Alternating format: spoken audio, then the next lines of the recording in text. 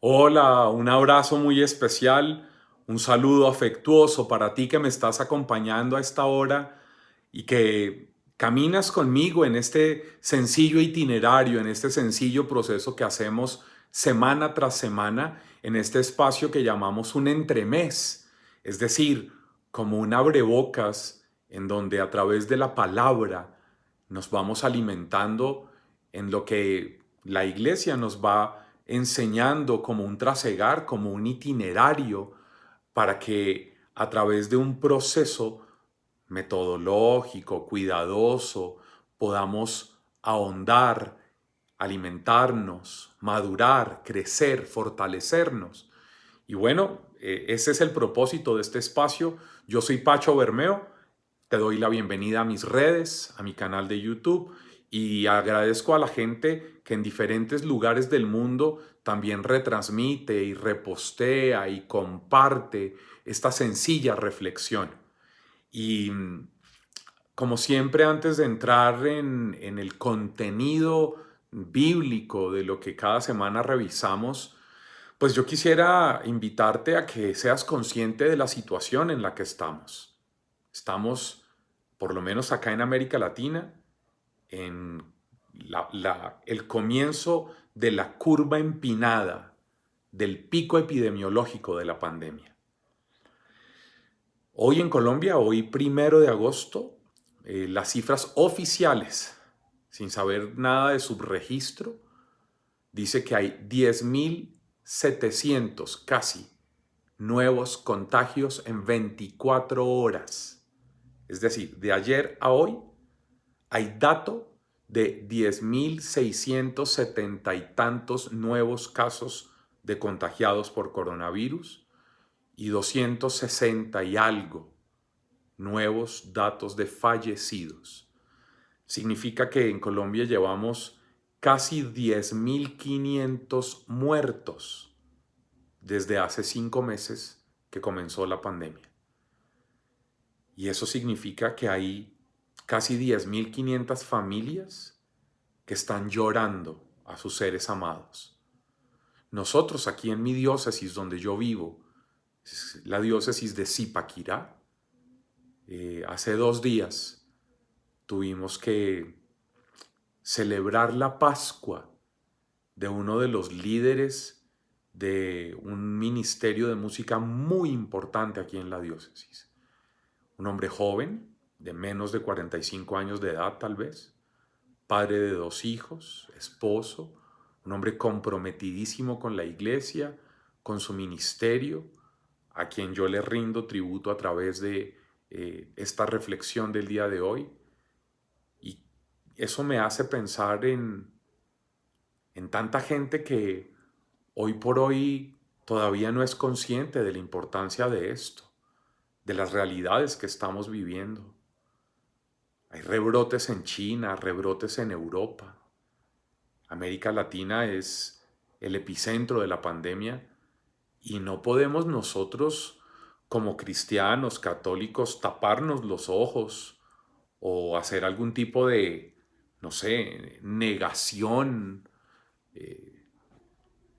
ceguera, qué sé yo, de esta situación que estamos viviendo. No, estamos en medio de una realidad muy difícil y tú que me estás viendo como cristiano, como católico, estás llamado, estás exhortada a vivir en profunda responsabilidad, cuidado, prevención, atención, en que se te note que tú eres cristiano y católico también en el cuidado, en no salir a exponerte, en no salir y ser portador del virus si llegaras a ser asintomático para personas que están a tu alrededor.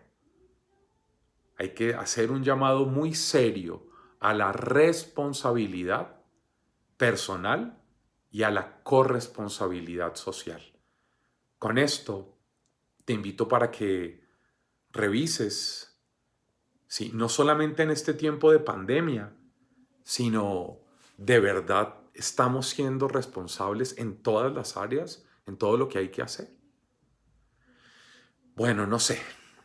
Por ahora cierro este paréntesis y te invito para que entremos en la aproximación. Mañana tendremos 4 textos hermosísimos, todos maravillosos, todos llenos de enseñanzas, todos llenos de cosas bellísimas. Isaías, el Salmo, la carta a los Romanos en el famoso capítulo 8.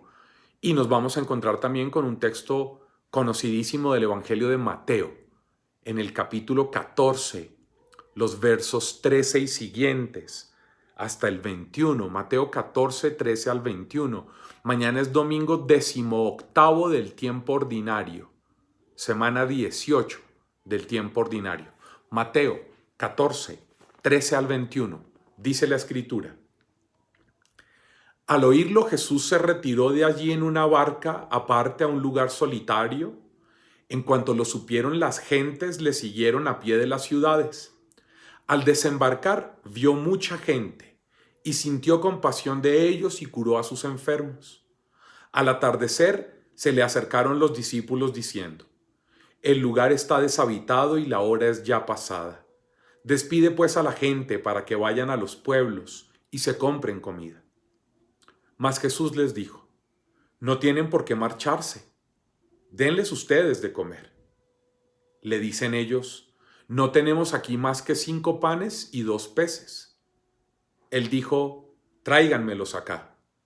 Y ordenó a la gente se reclinara sobre la hierba. Tomó luego los 5 panes y los 2 peces y levantando los ojos al cielo, pronunció la bendición y partiéndolos, dio los panes a los discípulos y los discípulos a la gente. Comieron todos y se saciaron, y recogieron de los trozos sobrantes 12 canastos llenos. Y los que habían comido eran unos 5,000 hombres, sin contar mujeres ni niños. Amén. Bueno, una de las multiplicaciones de los panes en los sinópticos, aquí en Mateo, con varias cosas que vale la pena revisar y retomar y no dejar que se nos pierdan de vista. La primera, una actitud de Jesús maravillosa, que debería ser el centro de toda reflexión, de toda comprensión, de toda cristología, y es la compasión traducida en acciones. Esto es muy importante.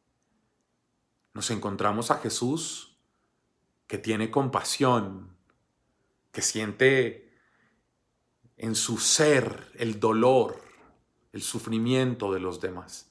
En griego se dice splagnisomai, de la idea de explañón, de un dolor de las entrañas, de las vísceras, un dolor que es casi físico al sentir la angustia, el sufrimiento de los demás. Pero no es una compasión típica que se queda en la queja, en la lástima. No. Toda genuina compasión cristiana debe traducirse en acciones concretas, debe traducirse en compromiso real con la gente, en encuentro con el otro. Todo genuino, no sé, misericordia debería ser compromiso solidario. Toda genuina experiencia de Dios debería traducirse en acciones para restaurar la dignidad integral de los demás. Primera idea, una compasión que se traduce en acciones, en ayuda, en cómo poder hacer que esto se note de alguna manera. Segundo, en que la acción es integral.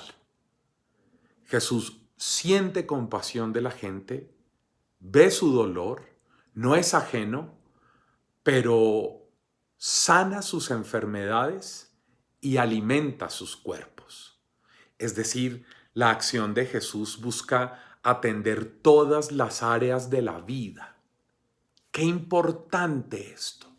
Cuidado con los fanatismos espiritualistas que creen que ser cristiano y hacer pastoral es hacer que la gente sea más piadosa, más religiosa, más rezandera, más celebradora de sacramentos o asidua a reuniones. Hombre, no. Jesús no. Jesús no busca que la gente viva así.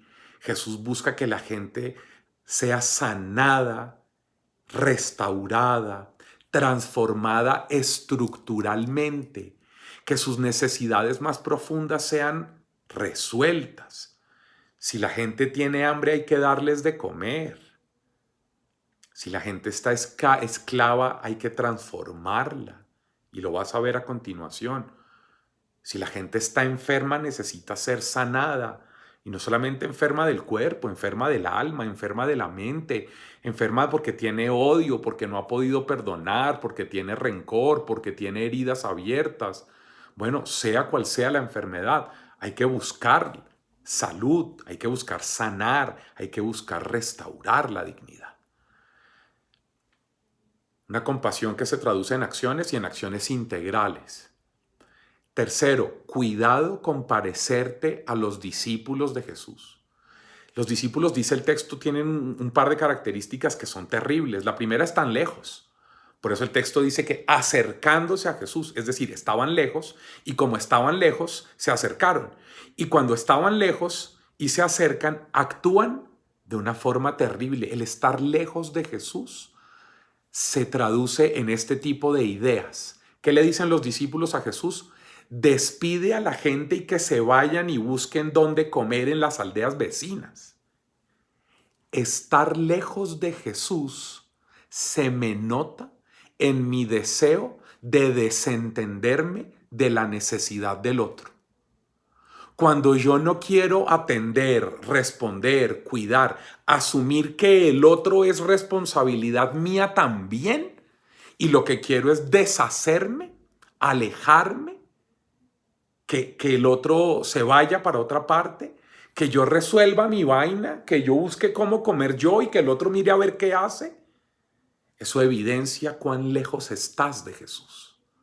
Cuidado con esos líderes comunitarios, de grupos de oración, de parroquias, de tantos espacios eclesiales que tienen una actitud así, y es desentenderse de la realidad y de la necesidad del otro. Es no hacer al otro mi hermano, no hacerme prójimo del otro. Vergonzoso. Y Jesús les dice, no, es que no toca decirles que se vayan para ningún lado. Denles ustedes de comer. Atención a la expresión, denles ustedes de comer.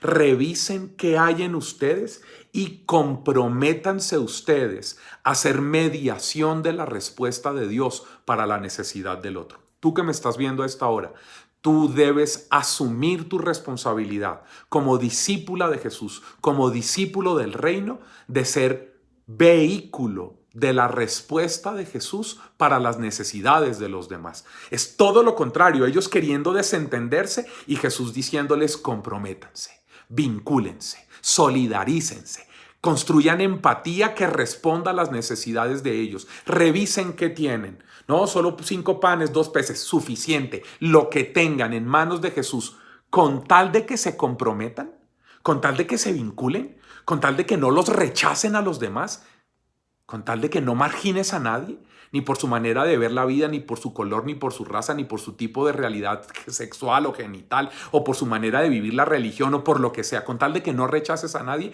ahí tú estarás mostrando que eres discípulo del reino. Si lo haces, estás haciendo lo contrario. Y Jesús termina diciéndoles una cosa que es con la que quiero terminar. Jesús hizo que la gente se recostara en la hierba. Solo comían recostados los que eran libres, no lo olvides. Los esclavos comían sentados por allá.